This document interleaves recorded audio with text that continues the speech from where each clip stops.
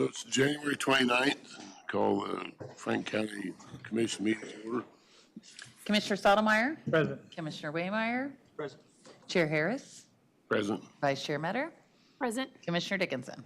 Present. For Pledge of Allegiance. I pledge allegiance to the flag of the United States of America and to the republic for which it stands, one nation, under God, indivisible, with liberty and justice for all. Seated.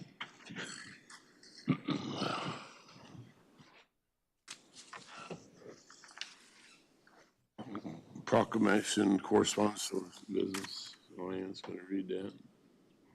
Would hope that some year we're never going to have to read this, but. We do too. Yes. Proclamation 2501, survivors of trafficking are among the most vulnerable of individuals, and we must work together to address the root causes, as well as create sustainable recovery options for those who have survived these atrocities. Survivor perspectives are important to solving the root causes, and it is important to include survivors and to keep those survivor-informed perspectives at the forefront of initiatives. Organizations that are taking the lead on human trafficking initiatives in Franklin County, Kansas include, but are not limited to, the following: the Ottawa Police Department, the Wellsville Police Department, the Franklin County Sheriff's Department, the Sexual Trauma and Abuse Care Center, the Elizabeth Layton Center, Advent Health, Ottawa University, Neosho County Community College, RADAC, Unified School Districts 287, 288, 289, and 290, and the Willow Domestic Violence Center. Whereas human trafficking, a modern form of slavery, is one of the largest and fastest growing criminal industries in the world, and is based on recruiting, harboring, and transporting people for the purpose of exploitation. And whereas sex trafficking and labor trafficking occur in Kansas, and both adults and children of any gender, socioeconomic status, age, race, sexual orientation, or geographic location can become victimized. And whereas human trafficking includes sexual, verbal, emotional, economic, and physical abuse and exploitation, and all forms of abuse carry long-term, complex trauma implications. And whereas Kansas human trafficking laws define commercial exploitation of children, which does not require a showing of force, fraud, threat, or coercion, and references the existing statutory definition of human trafficking and aggravating human trafficking. And whereas the effects of human trafficking reach far beyond its victims and perpetrators, causing disruption in our schools, places of work, and neighborhoods. Therefore, be it resolved, the Franklin County, Kansas Commission does hereby proclaim the month of January 2025 as Human Trafficking Awareness Month, and urges the citizens of Franklin County to speak out against sex and labor trafficking and exploitation, to support survivors of these heinous acts, to encourage community leaders to hold offenders accountable, and to make preventable efforts a priority by hosting events, by creating policies at work, school, and home, and by supporting and participating in programs designed to reduce and eventually eliminate human trafficking as a societal problem.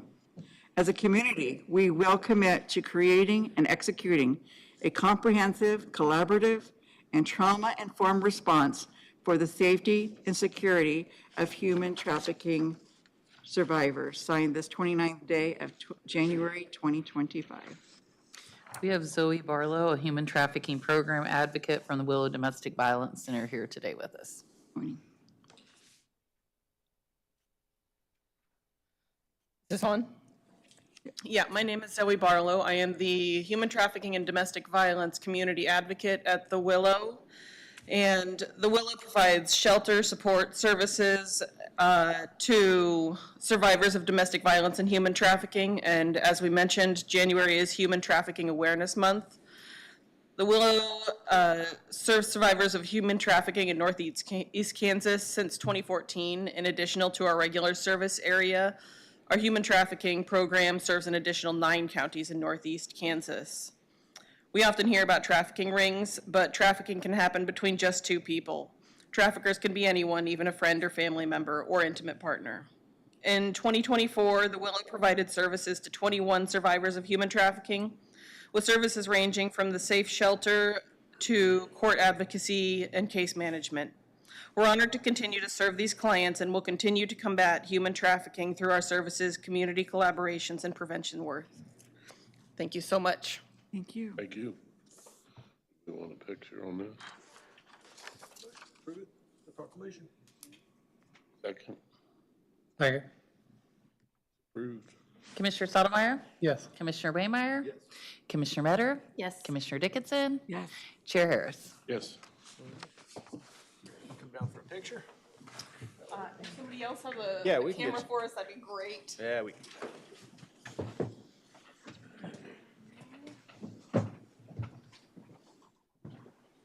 Here? Yeah.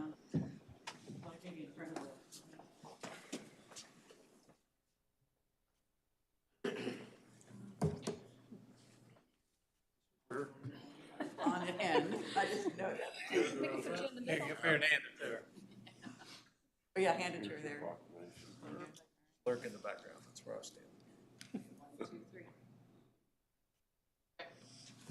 Thank you so much.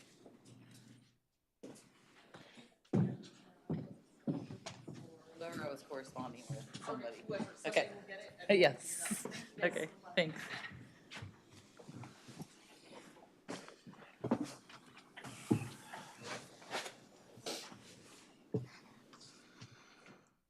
Okay, discussion on the Caterpillar buyback program. Matt Schuster, Caterpillar representative.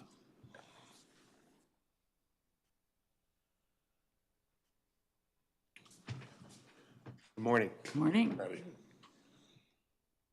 Do we have questions? Yeah, so we talked a lot about equipment at the retreat last week. Questions were brought up specifically about blade prices. I know a discussion was had about the buyback program generally. So Jeff asked that Matt come down to have a discussion. Can be as long or as short as the five of you would like, but he is here and is happy to answer any questions that you may have about that. Do we have any questions about the buyback program as it currently is going on? I guess one of the questions is, it sounds like we have a couple 120s to trade back in. Yep. Is the price kind of set when that was all put together, the price kind of set for the buyback at the time for just the hours it's used, or?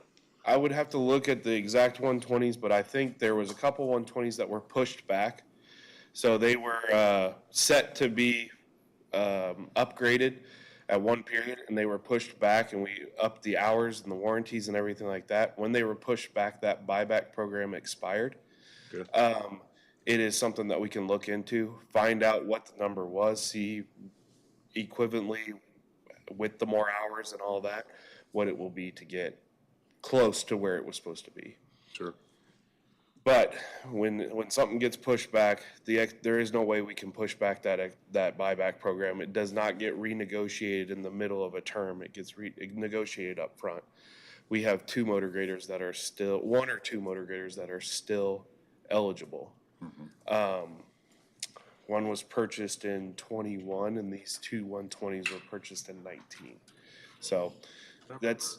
CAT has in the past, of course, you're basically giving us a guaranteed number down the road, which you don't know what the future is going to bring, and it's going to be a relatively safe number. You have Yes. upped that as the equipment market's improved, especially when everything went up. You've came back and said, no, we can give you a little more than that. Yes, if it's anything over Basically, that, it's the we least will. amount. What you're Yes. guaranteeing is the least amount. So The you least have to- amount, and unfortunately, the last probably year or 2 years, it has not been where we're giving more money. We're actually trying to find out how to make the gap work. But if the used equipment market goes up, then you get more money for it, yes. After COVID and everything went wild. It went wild for a little while, Yeah, but for then a while. it leveled back out and actually My is, point is, basically, it's a minimum trade-in Yes. value. It's not, you have worked with us when the Correct. market's gone. So we went from 5 years And then we decided, let's try to do 7, and then, and that's kind of where we lost the buyback. So, but when we do 7, is there still a buyback? There is still. We can look It's just into not it. as, or you don't know? I don't know right now. We'd have to look into it at the time of the purchase. So all of these are negotiated at the time of purchase. Okay. We can look into it and figure out what it would be. Well, I'm thinking of new ones, though. So if we buy a new road grader now and we do 7 years, we can still negotiate a buyback, do you think, or not? I believe so. We just have to look into Okay. it right now.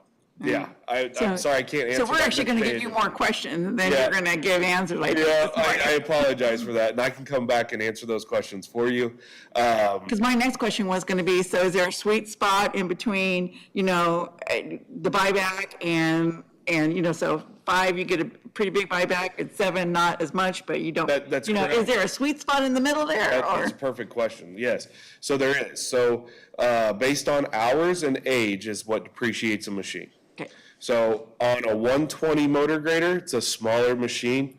The higher the hours, right now we're pushing up to 8,000 to 9,000. That value drops significantly. Right. Around 8,000 hours is where those motor graders are, their value drops a lot because of vulnerability to repair. So transmissions and all that stuff, they have a shelf life. 140s will last longer. They have proven statistically to last longer. A lot of their bigger components don't fail until closer to that 10,000 hour range.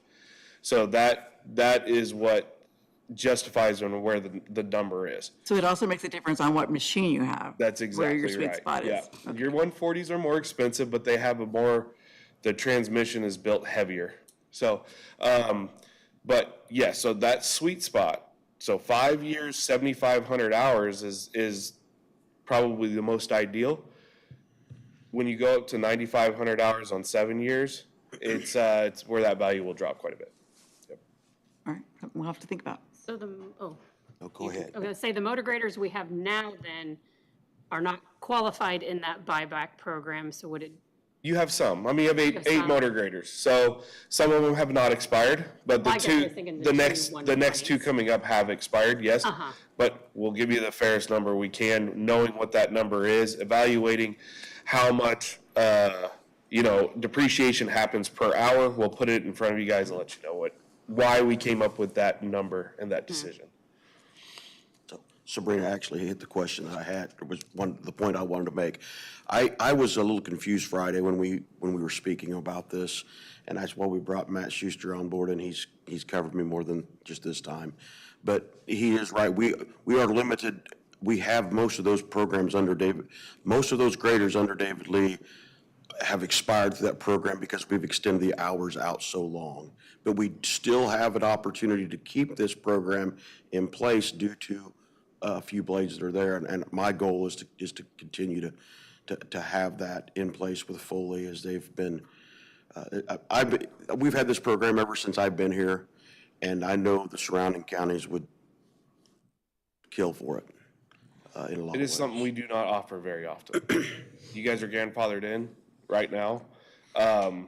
If a county came and switched from a competitive brand and wanted to do CAT, we do not offer this to them. It is not something we don't offer anymore. So, Okay. Any other questions? Yeah, just like you said, I can't remember us not having, and I've been to only 20 years, so, and I've never heard a complaint in all of them 20 years. I've heard compliments, but I haven't heard any complaints. being new, does the buyback program only work with like leased equipment? I don't know what we all No. have that's leased, but we could buy it outright and still have a buyback program. Okay. yes. The problem in doing that is you lose a lot of the umbrella coverages that we have with them, along with some of the service contracts that we So if you buy it utilized. outright, you don't get quite the warranty? Well, we wouldn't get you would get the warranty, but you wouldn't get a lot of the coverages that we get since we have all of our blades being CAT. So, all of our big services are done are done by Caterpillar, not us. If we need a piece of equipment right now, today, I could call Matt and he would have it here in 2 hours.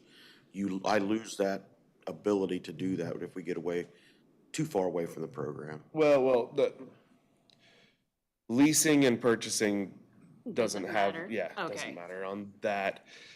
The reason why lease, Used again. yeah, the reason why lease, you think of a buyback is like if you're leasing a car, you have a purchase option at the end. You can go in there and you can be like, hey, I want to purchase this car for this amount, right? So they're giving you a value up front of what that car or piece of equipment or whatever is. But it's not like a guaranteed trade in amount in that sense. Yeah. If you decided to purchase it outright and then trade it back into us the next day, which some people might do because your buyback option might be less than the trade-in amount, then that's why it's confusing there. This is not tied to that. Okay. Even though our buyback is expired, though, we still are covered under your service agreement. Yes, Yes. absolutely. Which- Service agreements and all that, and your buyback is expired. That doesn't mean we'll give you the fairest number of the market as it is now. It might be more than your old buyback, it might be less. It just depends on what the fair market value is at the time. Cool. Because it's hard for us to bring a piece of equipment onto our lot and say it's worth $150,000 and we can't sell it unless it's $130,000. So losing $20,000 on it. So Jeff, you're going to have to convince us what you need and how long you're going to keep it. So So good luck to you. what we've decided to do, Jeff and I are gonna sit down and we are gonna go through all the graders and see where we're at and all that, so that we can clarify everything. All right, cool. That'd be good to see the hours on them, Right. give us an idea. I think we already decided that maybe 120s aren't not for us, so. Yeah, and the 140s are probably the more popular ones around here, so, sure. Especially in snow. If you're just grading roads, the 120s might be able to do it for you, but the snow is what kills those things. Any other questions? Thank you. Thank you. Thank you, Matt. Matt, thank you.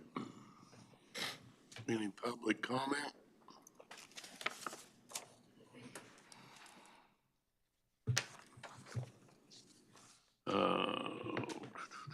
Items of business, consider approval of Franklin County Commission meetings. Minutes on January 22nd and January 23rd and 4th. Motion approved. Second. Got approval? Commissioner Go ahead. Commissioner Waymire? Commissioner Metter? Yes. Commissioner Dickinson? Yes? Commissioner Stottlemyre? Yes. Chair Harris? Yes. Staff reports. Yeah, thank you, Rod. There is one item of business that I would like to discuss. As the five of you know, at our retreat, we discussed the Texas Road Bridge project. And I am going to let Jeff dive into the specifics with you. I'm just setting the stage, but we have a water line that needs to be moved. We are here today to ask for the board's permission to move forward with that, just given where we're at timing-wise with the letting coming up, with the funding that we feel we have secured, and we want to capture the opportunity. So Jeff, if you want to dive in and provide a little more detail. Absolutely. Thank you, Derek. As we spoke at the retreat, we had an unexpected expenditure on relocating a water line for the bridge on Texas Road just south of Sand Creek. The amount that, we also have Tom Wilson here today from the Water Board that submitted the request, and this is their preferred contractor to do the work. I've got it in front of me. It's $115,551. I've had several conversations with Tom via text and over the phone. I think some things that we can do to minimize the cost in that is the county can do the brush and scrub work, clear that ground up, and that will save us approximately $22,950 to relocate that line off right away. Yesterday, Justin and Rusty went out and marked the construction limits, so we're really just at a point now where we need approval to go forward with this. So what I'm asking would be for the county commissioners to approve the relocation of the water line through Rural Water 1 at an amount of $115,551 with the reduction of the $22,950 for us doing the brush removal. was obviously, it was quite a bit more than we had expected, and, but the water district was very good about, working with us and wanted to,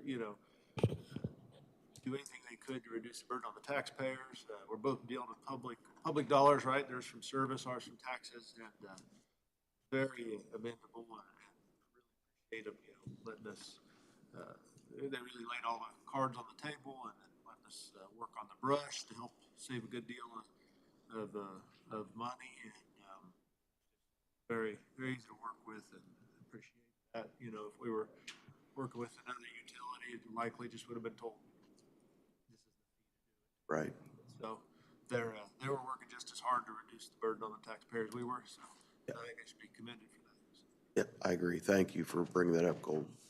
I'm glad you're here. My only thing would be just to admonish you, maybe, or ask you to, if, as it goes along, if there's any way, these are taxpayer dollars. These are hard dollars to spend on something like this. So if you come along with a solution that might reduce it at all, we would definitely appreciate it. I sat down with the contractor that we use, and most of our repair work anyways, and tried to sharpen the pencil and try to make it, because it's, like I said, it's your tax dollars, and if we were doing it, customers' dollars, to kind of stretch it as far as we can. And it was trying to come up with the best way for long term, so we don't have to touch it again either. That's the best way we could think of to come up. Jeff, how much state money are we getting for this Texas Road Bridge project? $1 million. $1 million. So that's part of the county's impetus to move forward, is we're getting $1 million into this community for this project. Yes. So, And I believe the project itself is just slightly under $1 million for completion. Oh, we are not getting any federal funds. Good. I believe Don, that's actually a great, Yes, I it's a believe great- we're solid on that. That's the only thing I was concerned. Yeah. Yeah. That's good. a And great this, comment. this deal is good. Yeah. So can we get a motion to approve the water line removal on the Texas Road Bridge? Motion. Second? We get approval. Commissioner Metter? Yes. Commissioner Dickinson? Yes. Commissioner Sotomayor? Yes. Commissioner Waymire? Chair Harris? Yes. Only other thing I'll say, Rod, is we discussed, obviously, the retreat's an opportunity for an overview. Various questions were asked, and I will intend to get the commissioners those answers. One discussion we had was the Bettis lease out by the landfill, how long that is, when it started. We actually entered that lease in 2017, and it is a 15-year lease. So roughly 2032 on that, as we kind of discuss the future of the Public Works yard and where we're heading there. So, and we'll have other information coming forward in the upcoming days and weeks. So that's all I have, Ron. Good. Paul? Nothing? The last thing I would bring up is, again, I think I got confused again this morning, so I apologize.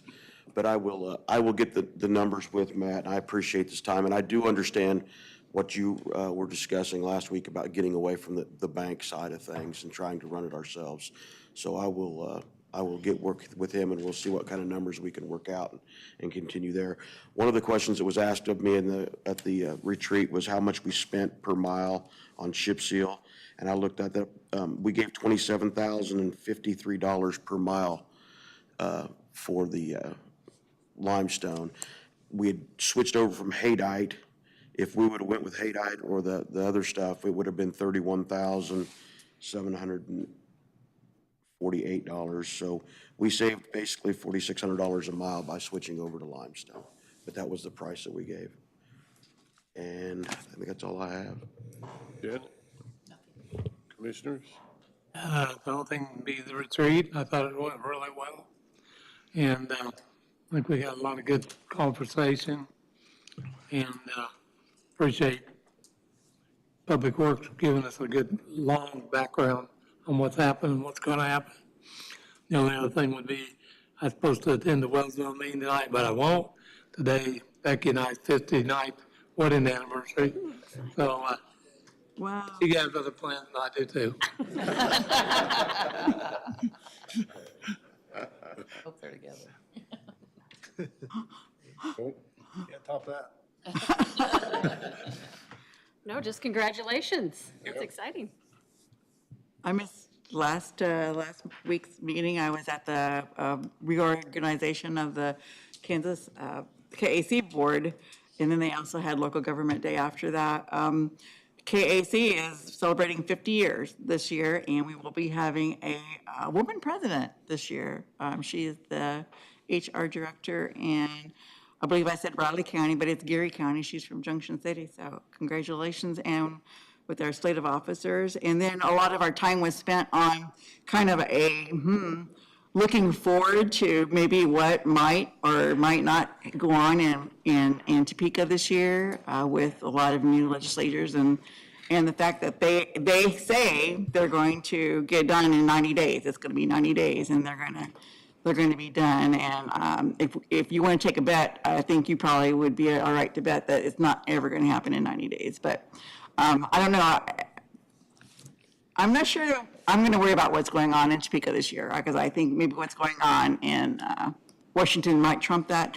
So we'll see. We'll see where we go this year, but looking forward to see what might be ahead for us. So anyway, that's all I got. I have nothing, looking for a motion. So move. Second. All right. Thought you would be all in black today.